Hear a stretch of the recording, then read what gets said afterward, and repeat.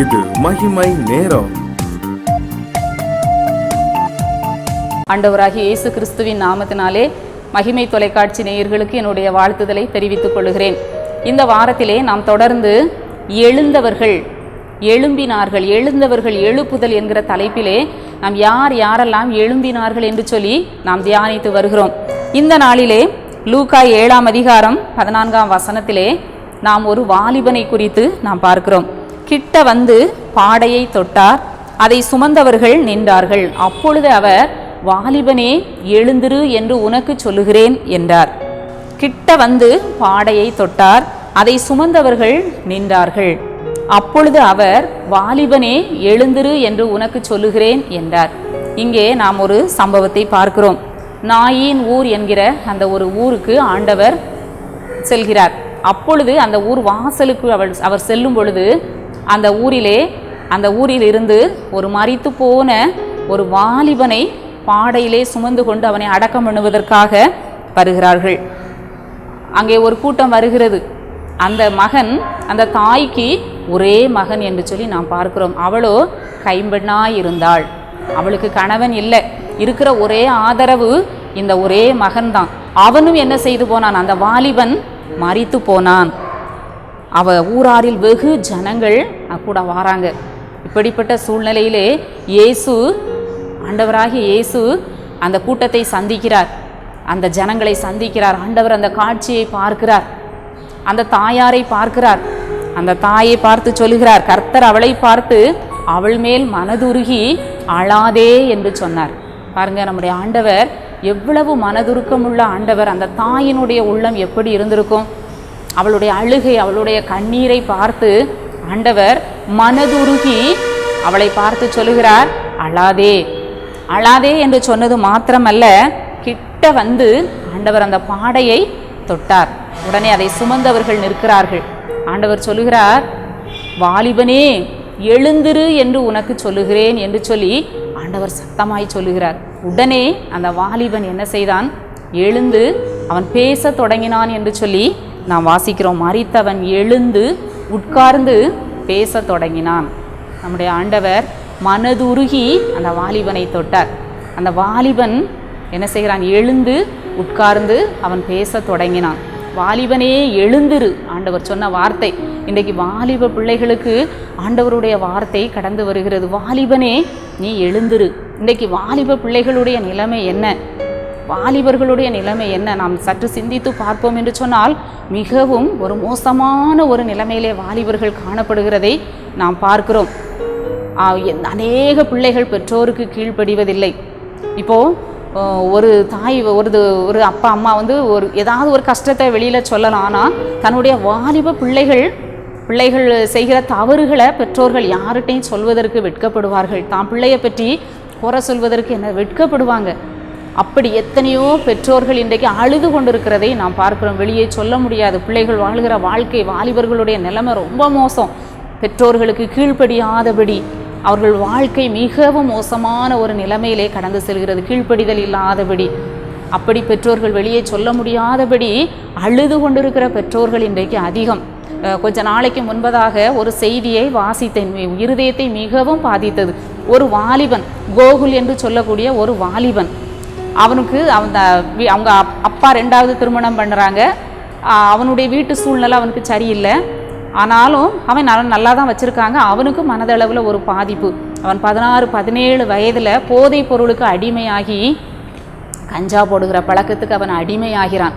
அவனை திருத்தவே முடியலை. போதை போடுவதற்காக பணம் என்று சொல்லி வீட்டில் உள்ள அப்பா அம்மா எல்லாத்துட்டையும் பணத்தை அடித்து பிடிச்சி பணத்தை பறிச்சுட்டு போவான். வீட்டில் இருக்கிற பொருட்களை எடுத்து விற்று அவன் போதை போடுவான். பிறகு அடுத்தது வெளியில் போகிற ஆட்கிட்ட வழிப்பறி, கொள்ளை, எல்லாத்தையும் பணம் பறிக்கிற வேலை. போலீஸில் மாட்டுறது, கேஸ் ஆகிறது. பிறகு வெளியில் வர்றது, திரும்ப வீட்டில் வந்து பணம் பறிக்கிறது, எல்லாத்தையும் சண்டை. இப்படியாய் அவனுடைய வாழ்க்கை 16-17-18 வயதிலே பெற்றோரால் அவனை அடக்க முடியவில்லை. அந்த தகப்பன் எவ்வளவோ அவனுக்கு புத்தி சொல்கிறார், எவ்வளவோ அவனை திருத்திடலான் அன்பு செலுத்தி பார்க்கிறார். ஆனால் அவன் கேட்கவே இல்லை. எப்பொழுதும் போதையிலே அவன் இருக்கிறான். கடைசியாக ஒரு நாள் அவன் தன்னுடைய தகப்பன், அவர் காய்கறி மார்க்கெட்டில் அவர் காய்கறி வச்சிருக்கிறார் மார்க்கெட்டில். அப்போ அந்த தகப்பன் 40 வருடமாக அங்கே வேலை செய்துக்கிட்டு இருக்காரு, கடை வச்சிருக்காரு. அந்த கடையில் போய் அந்த மார்க்கெட்டில் உள்ளவங்கள்ட்டெல்லாம் சண்டை போட்டு அடித்து அவங்கக்கிட்ட காசை பறிக்கிறது இந்த தகப்பனுக்கு மிகுந்த வேதனை. ஒரு நாள் என்ன செய்கிறான், தகப்பனிடத்தில் கத்தியை காட்டி தகப்பனை என்ன செய்கிறான், குத்த போகிறான், காசு கொடு காசு கொடுன்னுட்டு. அவர் மறுக்கிறார். தகப்பனை அவன் அடிக்க குத்த போகிறான், தடுமாறி கீழே விழுந்துருதான். அவனுடைய நிலைமை மிகவும் பரிதாபம். அந்த தகப்பனுக்கு அப்படி ஒரு வெறி, அந்த மகன் மேலே அவ்வளோ ஒரு ஆத்திரம். அவன் விழுந்து கிடக்கிற மகனை பாறாங்கல்ல தூக்கி அவன் தலையில் போட்டு அவனை என்ன செய்ய, இதோடு என் பிரச்சனை தீரட்டும், இதோடு ஒரு நாள் எனக்கு இருக்கிற தொந்தரவு போகட்டும் என்று சொல்லி அவனை கொன்று விட்டு போலீஸில் போய் சரணடைதார். இதை கேட்ட பிறகு உள்ள அப்படி ஒரு பாரமாக இருந்தது. ஒரு 16-17 வயது வாலிப மகன் வாழ்க்கையில் இவ்வளவு ஒரு உபத்திரவம், அவனால் அந்த பெற்றோருக்கு எத்தனை வேதனை. இன்றைக்கும் கூட அநேக பெற்றோர்கள் பிள்ளைகளை பற்றி வெளியே சொல்ல முடியாதபடி என்ன செய்கிறார்கள், வேதனைப்பட்டு கொண்டிருக்கிறார்கள். நமக்கு ஒரு தேவன் ஒருவர் உண்டு. அந்த பெண் என்ன செய்தாள், அழுதாள். அந்த வாலிபனை ஆண்டவர் உயிரோடு எழுப்ப காரணம் என்ன, அந்த தாயின் கண்ணீர். அழாதே என்று சொன்னார் என்று சொன்னால் அவள் எவ்வளவு தூரம் அழுதிருப்பாள். அந்த தாய் மரித்து போன தன்னுடைய மகனுக்காக அவள் என்ன செய்திருப்பாள், கண்ணீர் வடித்திருப்பாள். ஆண்டவர் இன்றைக்கும் தாயாகிய நம்முடைய கண்ணீரை தேவன் பார்க்கிறார்.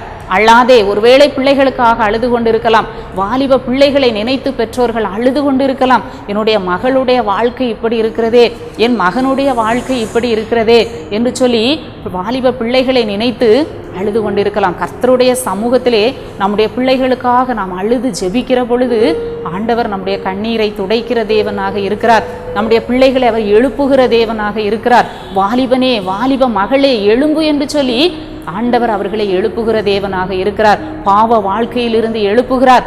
அவர்களுடைய தவறான வழிகளில் இருந்து ஆண்டவர் அவர்களை எழுப்புகிற தேவனாக இருக்கிறார். காரணம், தாயின் கண்ணீர் மிகவும் வலிமை வாய்ந்தது. ஒரு தாய் வடிக்கிற கண்ணீர் மிகவும் சக்தி வாய்ந்தது. தன்னுடைய பிள்ளைக்காக, தன்னுடைய பிள்ளைகளுக்காக ஒரு தாய் தேவ சமூகத்திலே ஜெபிக்கிற பொழுது அவளுடைய ஜெபம் மிகவும் வலிமை வாய்ந்தது. அந்த ஜெபத்தை கேட்டு வாலிபனே எழுந்திரு, வாலிப மகளே எழுந்திரு என்று சொல்லி ஆண்டவர் வாலிப பிள்ளைகளை எழுப்ப வல்லமையுள்ள தேவனாக இருக்கிறார்.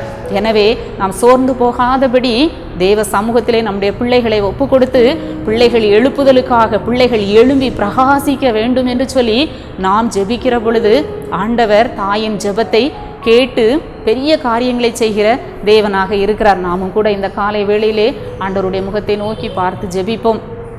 எங்களை நேசிக்கிற நல்ல தகப்பனே, இந்த நல்ல காலை வேளைக்காக உம்மை துதிக்கிறோம், உம்மை ஸ்தோத்தரிக்கிறோம். அப்பா ஆண்டவரே, வாலிபனே எழுந்திரு என்று சொல்லி அந்த நாயின் ஊர் வாலிபனை நீர் எழுப்பினது போல் ஆண்டவரே, இன்றைக்கும் அநேக வாலிபர்கள் ஆண்டவரே பாவத்திலே வாழ்ந்து அவர்களுடைய ஆத்துமா மரித்து போய் கிடக்கிறதே நீர் அறிவீரப்பா. உணர்வு இல்லாதபடி ஆண்டவரே தவறான வழியிலே வாழ்ந்து கொண்டிருக்கிறது நீர் அறிவீரப்பா. பிள்ளைகளின் நிமித்தம் பெற்றோர்கள் கண்ணீர் வடிக்கிறதே நீர் அறிவீர் சுவாமி. ஆண்டவரே, பிள்ளைகளுக்காக பெற்றோர்கள் ஜெபித்து ஆண்டவரே ஒரு பெரிய எழுப்புதலை, வாழ்க்கையிலே பெரிய மாற்றத்தை காண உதவி செய்யும். மீட்பர் இயேசு கிறிஸ்துவின் மூலம் ஜெபிக்கிறோம் நல்ல பிதாவே, ஆமேன்.